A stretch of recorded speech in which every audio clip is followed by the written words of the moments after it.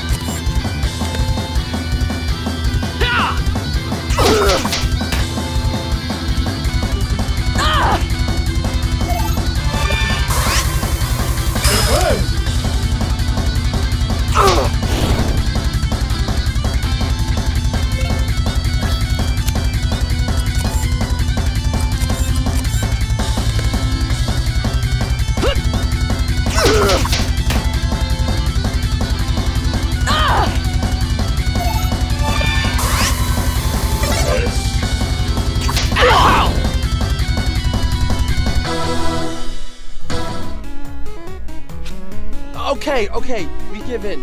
Just ease off. We didn't mean to be creepy. Then why were you taking photographs of me? Hey, we didn't take the photos. Someone on the internet did. Someone on the internet? What are you talking about? If you'd stop slamming our heads together for 1 minute, we'd love to explain. Okay, explain. There's this website where people post conspiracies and other weird things, and there's this photo of you, like, exploding things with your mind. Exploding things with my mind? I haven't done that in a while, so I'm sure it's an old photo. So you're not denying that you can do that? Of course I can't. Not with my mind, at least. This goes against all the better judgment I have in me, but can you take me to a computer to show me these photos? Yeah, sure. I live like 5 minutes from here.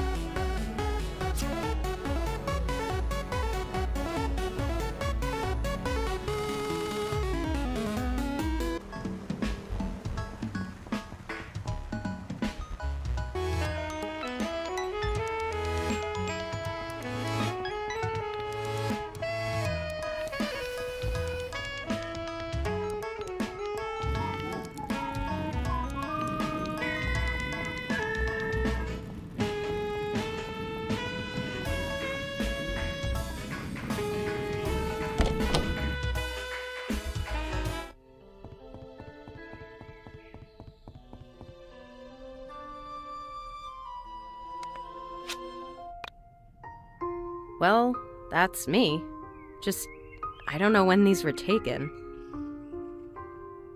How exactly do you explain all the blowing stuff up with your mind things? Can you really do that? It's not exactly with my mind. I use sound. Remember when I kicked your ass earlier? I used the sound of my keytar to deal physical damage. If you study the physical properties of sound, you can learn enough about acoustics to both heal and damage objects orally. Where did you learn to do something like that? Oh, years of private practice and studying, really. So tell me more about this website. What is Onism 1999? Basically, it's a place on the internet for people to talk about conspiracies, the occult, and anything supernatural. Seems like something boys would like.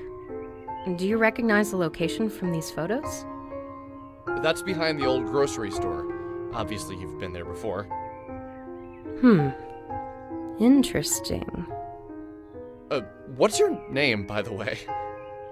My name's Vella Wild. It's interesting to meet you.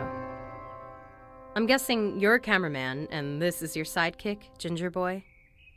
Usually I go by Alex. Only my mom is allowed to call me Ginger Boy. She really gets us. You really would be my sidekick, Alex. Cameraman by day, Michael by night. Right. So, why do you two spend all your time on such odd websites? Do you really believe this stuff? Michael and I spent the next hour or so recounting the events of me finding Sammy, and us running into the star creatures inside of the old factory. As we told the story, Bella just looked into my eyes and never reacted. I first began with trepidation. As it went on, I could tell she was doing her best to understand my story. Something felt familiar about her. But not in the I've met her sort of way. Something deeper. I dated a girl in college who was a women and gender studies major. She told me that she believed men and women were all the same at our core. That we were all made of the same elements, not just on a physical level, but in a metaphysical level. She was a strong believer in spirituality, although she'd be the first to tell you she was religious. She told me she believed everyone had soulmates, plural, a series of people we were compatible with. In her theory, this applied to friendship as well as romantic relationships. She said that when the universe was created, all matter was one object, and that since we're all matter, we are all the same. She said that she believes our soulmates were cut from the same section of that initial piece of matter. That unexpected feeling of familiarity you feel when you meet someone for the first time means you were meant to meet. I personally didn't believe it. I still don't think she has all her facts straight. But every time I feel what I felt when Vella looked in my eyes, I thought of this explanation. Did you manage to speak with the entities? The entities? I guess you mean the star creatures. Yes, those are the ones. No, we were too busy running for our lives. Did you try and take photographs of them, Michael? Yeah, let me pull them up. Vella told us things. Confusing things. Things that, under normal circumstances, I wouldn't have believed. The way she spoke seemed two-sided. As if for a few moments, a side of her that she was trying to keep hidden was visible, and as soon as we noticed, she made to cover herself up. She made jokes more often than she was serious. But when the serious aspect of her personality appeared, I was convinced that's who she really was. This was almost more fascinating than the information she was giving us. That's the thing with people, isn't it? You could show them all the mysteries of the universe, but if they're distracted by the human element of the tale, they'll shift all of their attention there. Self-consumed with humanity. Self-consumed with other people. You know? That's just how people are. My experience with them is limited, but what I've observed was powerful. I understand that what I'm about to tell you will sound like a lie, so I ask you to look past the words I'm saying and hear the truth behind them. A short time ago, I entered into a dark place, both physically and metaphysically. While I was there, I encountered the entities for the first time. I can't say what about their presence was so striking to me, but the moment I saw them, I felt something. Something that was weighted. Like their bodies took up the entirety of the room, as if they were the room. At first, I approached one and we spoke. However, the contents of the conversation isn't important to the story. Something I said upset it, and it tried to grab me. It was almost like a mother trying to smother its child. The pain was beyond description. It scared me to death. The entity was incredibly heavy. I managed to break free, but the weight of the thing remained on me. And for the entirety of the following week, it was as if someone was twisting a drill inside me. My head would throb, and the pain felt bone deep. You probably can't imagine what it was like, you two, but just the thought of the pain now brings tears to my eyes. I reflected on her story. I wanted to reply, but something inside me told me to let the words hang in the air. It was as if the longer the pause between her words and mine, the more truth they carried. Finally, I spoke. That's horrifying. But can you explain what you mean by entered a dark place? Or more importantly, physically and metaphysically? I can understand doing it physically and mentally, but I need some help with the meta part. Metaphysical is a word, an adjective to be more specific. It means pertaining to or of the nature of metaphysics. Metaphysics is the branch of philosophy that includes the first principles, includes ontology and cosmology, and is intimately connected with epistemology. Epistemology is, of course, a branch of philosophy that investigates the origin, nature, methods, and limits of human knowledge. Thank you for the definition, which I already knew. I was looking for something more concrete, more tangible. I'm afraid that's all I feel comfortable telling you. I don't know you at all, and to reveal something so personal seems like I'd be opening myself up to vulnerability. Do you mean to imply that you've found a way to exist inside of a metaphysical space? That you... Enough! I don't need to talk about this with you. It makes me uncomfortable. Don't you get that? Okay, sorry. I didn't mean to piss you off. Look, I need to get back to the arcade. I was technically in the middle of a shift. I'm gonna write my number down. Call me if you see any more interesting comments on my photos, or have a run-in with the entities. Wait, I have one more question before you go. Alright. How did you get to be so powerful? You took both of us on and barely broke a sweat. You act as if that's impressive. Look, I've trained myself in the metaphysical space, inside of the mind dungeon. I like you two, so I'm gonna let you in on a little secret. Here is one last number. Call it if you ever want to open your mind and expand your battle abilities. That's all I'll say for now. The guy on the other end can explain more.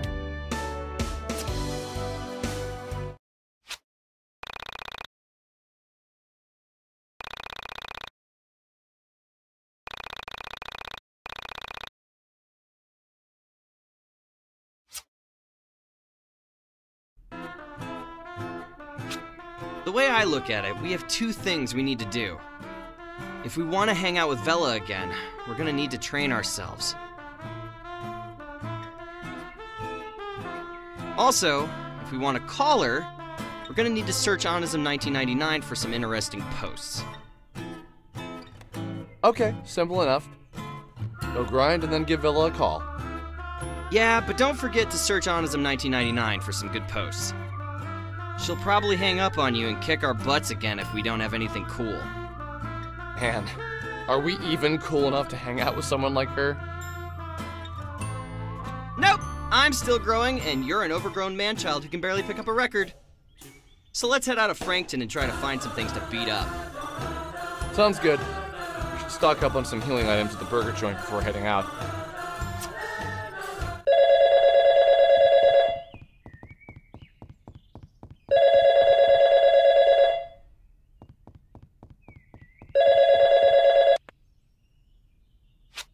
Hey!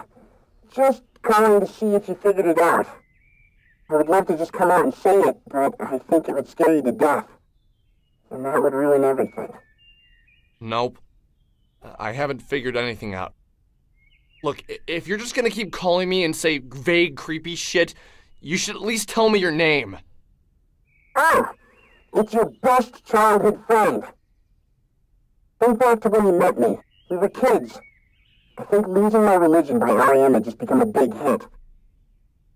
My mom didn't want me listening to it because she was afraid it would turn me into a bad kid or something. I went over to your house and we listened to it on your stereo for hours. My mom came to pick me up from your house, heard the song, and freaked out. How can you not remember that? It was the funniest thing. The story was so specific. It sounded so familiar, and yet I couldn't place it. It was like I had read it in a book somewhere or watched it on a TV show. But still, no particular name or date came to mind.